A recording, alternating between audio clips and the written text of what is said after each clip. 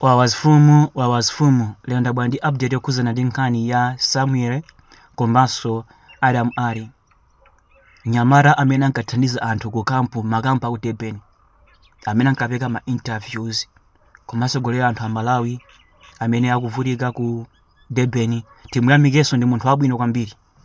Tisangokamba nkhani yoyipa yokha kapena tisangokamba zinthu zina zake zimene zalakwika.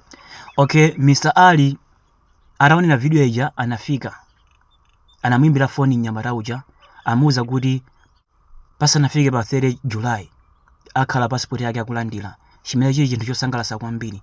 Ndiye ndifuna ndithokozeso Mr. Ali pomufikira munthu ameneyo kumene kwene ndikukhala kwabwino. Guys, tilekeni kukondana wina ndi nzake, ndi zimene ndimakamba nthawi zonse. Choyamba sogozani chilungamo, chifukwa chakuti chilungamo chimapulumutsa. Nyamatayu anakhala wina wake, anakhala zoti ndiopenga ngati ena ake. Bwezi nkhani imeneyi itafika povuta, bwezi nkhani imeneyi itatha tsiku lomwelo, ndinakakhala munthu ngati ineyo, nkhani imene nakatha tsiku lomwelo. Anakandipasa ndalama zaine kapena anakandipasa tsiku loti ndipite ndikatenge passport kumbali ya ine, chifukwa chakuti ndimakamba nthawi zonse akuluakulu pena pake kumapanga zinthu ngati osokoneza ndi bwino. Ine ndi munthu woti ndakumana ndi zinthu zambirimbiri, ndayenda ndi anthu ambirimbiri osokoneza, ndipo ndikudziwa china chilichonse. Koma mukusokoneza muja nkhani yakuti idakatenga masiku angapo, imapezeka kuti yapangidwa solve mwa 2 minutes or mwa hours. Nkhani ndimanena kuti muzaone ma videos aine ndimakamba nthawi zonse akuluakulu osamaopa panga mistake, chifukwa choti mistake ina yake imatha kusintha moyo wako. Nyamatayu anakhala ngati ineyo mu nthawi imene amangomuyimba njomba, kanapita straight ku embassy, ndipo kumene kwako nkanazunguza.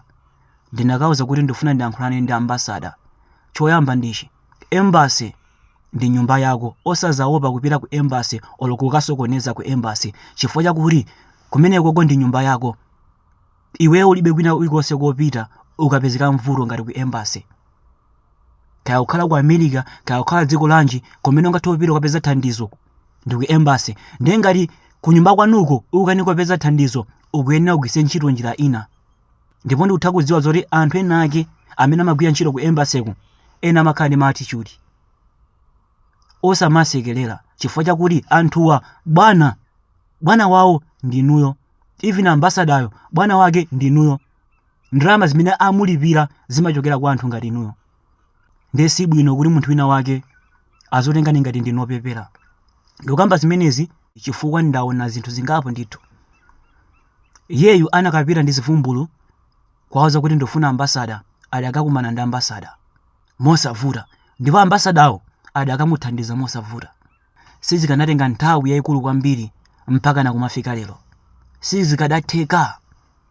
Akuluakulu pena pake kugwiritsa ntchito zipolowe zimathandiza. Ndili ndi nkhani imene inachitika kwa ife, kwa nzanga sister wake. Zangayo ali ndi sister wakeyo ali ndi mamunayo amakhala ku Spain, mkaziyo amachokera ku Cameroon.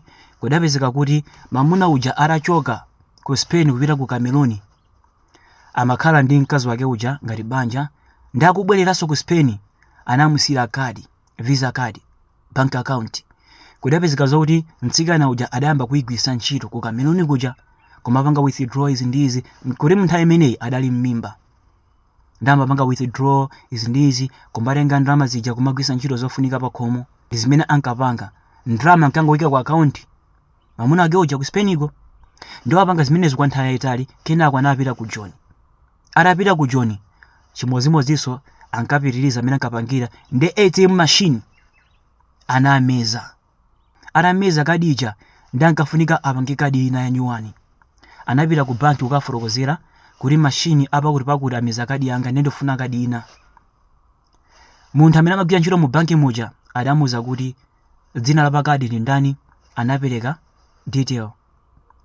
Munthu uja anamuza kuti dzina liru la chimuna, ziteka bwanji kukhala kadi yako. Mtsikana uja adalongosola kuti amuna anga amene anandisira panopa ali ku Spain.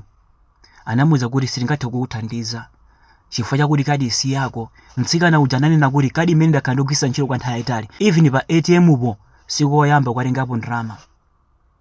Munthu uja anamuwuza kuti sole sindingakuthandizeni. Mtsikana uja anabwerera ali okhumudwa uku ali ndi mwana. Kuti mu nthawi imeneyi mwana anali atabadwa. Anapita ku nyumba, anatipeza ife tili ndi brother wake tikutchira. Anamuwuza brother wake zakhala mwakuti brother wakenso ndi munthu osokoneza kwambiri, amakonda za zipolowe.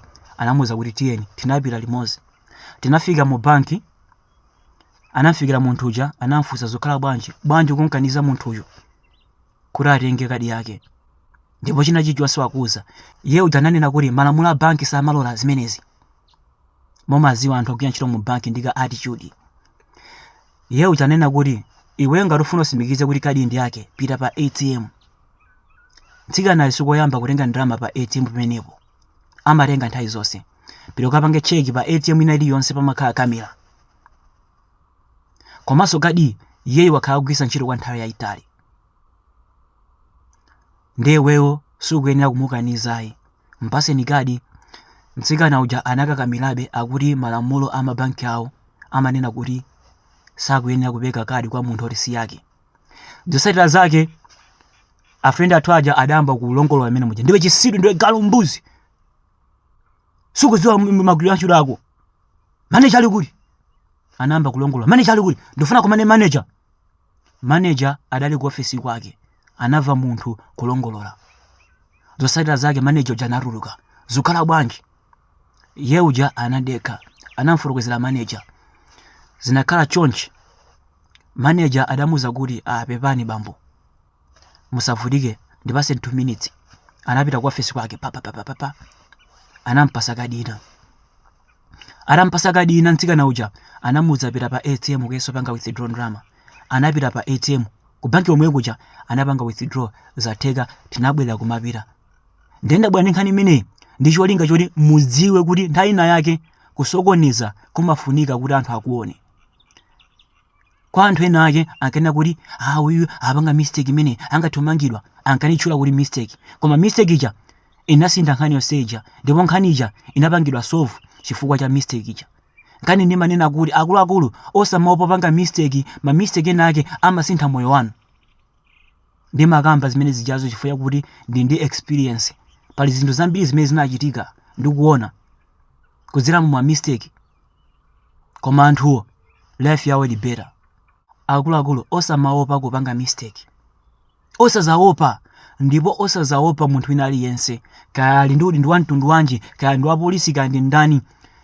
Kuseri kwa uniform uko kuli munthu ngati inuyo. Ndi osamaopa maudindo chabe. Yesu amapita ku toilet, Yesu amapanga zimene mumapanga. Ndi palibe wina aliyense wamkulu pamaso pa Mulungu. Wamkulu ndi Mulungu yekha. Inu muzipa Mulungu, osaopa munthu nzanu, osaopa munthu. Lekani zimenezo. Anthu ambiri timaopa, lekani.